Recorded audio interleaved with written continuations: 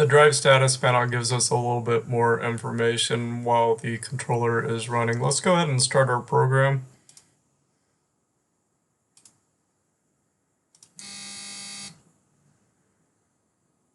The first thing that we do is we enable the motors, but while we're commanding motion, we're ramping the full current to the motor, so we have the full available torque range of the motor to accelerate the load.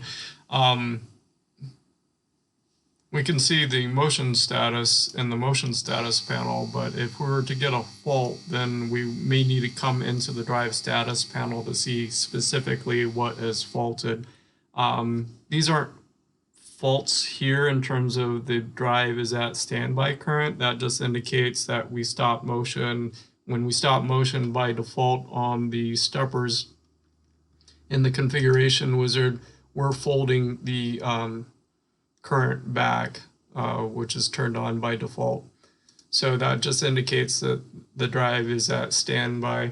As soon as we start to command motion, we're going to ramp the current to the full current rating for the motor, so then we've got the full available torque to accelerate the load.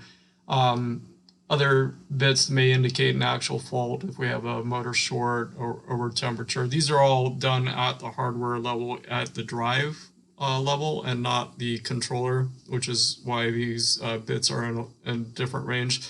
But